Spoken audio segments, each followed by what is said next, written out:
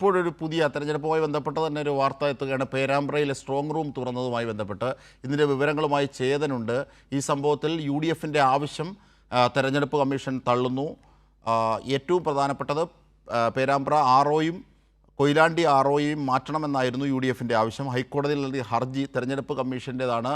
ഇത്തരത്തിൽ ഒരു ഉത്തരവിൻ്റെ പകർപ്പ് കൈരളി ന്യൂസിന് ലഭിച്ചിട്ടുണ്ട്. ചേതൻ സാജൻ ചേരുകയാണ്. ചേതൻ, എന്താണ് ഈ സ്ട്രോങ് റൂം തുറന്നതുമായി ബന്ധപ്പെട്ടുള്ള ഏറ്റവും പുതിയ വിവരം? അജിംഷാദ്, ഈ വിഷയവുമായി ബന്ധപ്പെട്ട് കനത്ത തിരിച്ചടിയാണ് UDFിന് ഉണ്ടായിരിക്കുന്നത്. അതായത് ഈ പേരാമ്പ്രയിലെ ഈ പേരാമ്പ്ര മണ്ഡലത്തിലെ ഈ വോട്ടിംഗ് മെഷീനുകൾ സൂക്ഷിച്ച അത് അനുമതിയില്ലാതെ തുറന്നു എന്നതായിരുന്നു UDFിന്റെ കള്ളപ്രചാരണം.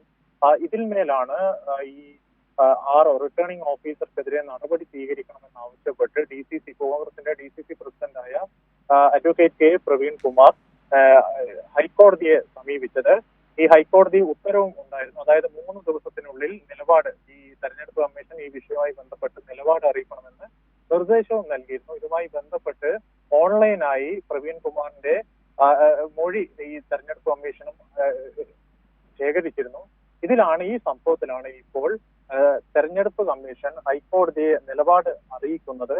ഈ വിഷയവുമായി ബന്ധപ്പെട്ട് ഒരു ചട്ടലംഘനവും ഉണ്ടായിട്ടില്ല എന്നാണ് പ്രധാനമായും ഈ തെരഞ്ഞെടുപ്പ് കമ്മീഷൻ വ്യക്തമാക്കുന്നത്. പേരാമ്പ്ര റിട്ടേണിംഗ് ഓഫീസറെയും അതുപോലെ തന്നെ കൊയിലാണ്ടി റിട്ടേണിംഗ് ഓഫീസറെയും മാറ്റേണ്ട കാര്യമില്ല എന്നാണ് ഇപ്പോൾ തെരഞ്ഞെടുപ്പ് കമ്മീഷൻ ഹൈക്കോടതിയിൽ രേഖാമൂലം അറിയിച്ചിരിക്കുന്നത്. ഇതിന്റെ പകർപ്പാണ് നമ്മൾ കൈരളി ന്യൂസ് ഇപ്പോൾ പുറത്തുവിടുന്നത്.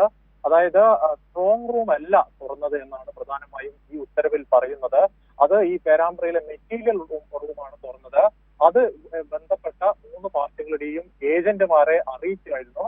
ഇത് പ്രകാരം പേരാമ്പ്രയിലെ UDF സ്ഥാനാർത്ഥിയുടെ ഏജന്റ് ഒക്കെ അവിടെ ഉണ്ടായിരുന്നു. അവരുടെ സാന്നിധ്യത്തിലായിരുന്നു ഈ മെറ്റീരിയൽ റൂം തുറന്നത്. അല്ലാതെ EVM മെഷീൻ സൂക്ഷിച്ച സ്ട്രോങ് റൂം അല്ല തുറന്നത് എന്ന കാര്യം വളരെ മാത്രമല്ല, അത് സ്ഥാനാർത്ഥിയെ അറിയിച്ചിരുന്നു എന്നതും UDF സ്ഥാനാർത്ഥിയെയും അല്ലെങ്കിൽ അവരുടെ ഏജന്റിനെയും ഒക്കെ അറിയിച്ചിരുന്നു എന്നുള്ളതും സ്ഥാനാർത്ഥി തന്നെ ഒരു ഘട്ടത്തിൽ വ്യക്തമാക്കിയതാണ്. അതിന് വിരുദ്ധം അല്ലേ? അതെ അജിംഷാദ്, പേരാമ്പ്രയിലെ UDF സ്ഥാനാർത്ഥി അത് വളരെ വ്യക്തമായി മാധ്യമങ്ങൾക്ക് മുമ്പിൽ പറഞ്ഞതാണ്. അതോടുകൂടിയാണ് ഈ കോൺഗ്രസിന്റെ കള്ളപ്രചാരണം പൊളിഞ്ഞുപോയത്. അതായത് ഈ മെറ്റീരിയൽ റൂം, പേരാമ്പ്രയിലെ മെറ്റീരിയൽ റൂം തുറക്കുന്ന കാര്യം താൻ തലേ ദിവസം അറിഞ്ഞിരുന്നു എന്നായിരുന്നു അവിടുത്തെ UDF സ്ഥാനാർത്ഥി മാധ്യമങ്ങളോട് പറഞ്ഞത്. ഇതിൽ പ്രകാരം ഏജന്റിനെ അങ്ങോട്ടേക്ക് പോകാൻ നിർദ്ദേശിച്ചിരുന്നു എന്ന കാര്യമടക്കം പേരാമ്പ്രയിലെ UDF സ്ഥാനാർത്ഥി പുറത്തു വന്നതോടുകൂടി ഈ വിവാദം ചീട്ടുകൊട്ടാരം തകരുന്ന പോലെ തകർന്നു വീഴുകയായിരുന്നു.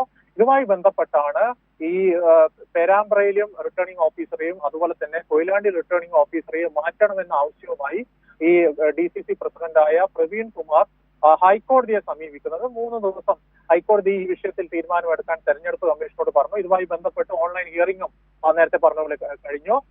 ഈ വിഷയത്തിലാണ് ഇപ്പോൾ ഒരു ചട്ടലംഘനവും ഉണ്ടായിട്ടില്ല എന്ന കാര്യം ഈ തെരഞ്ഞെടുപ്പ് കമ്മീഷൻ പറയുന്നത്.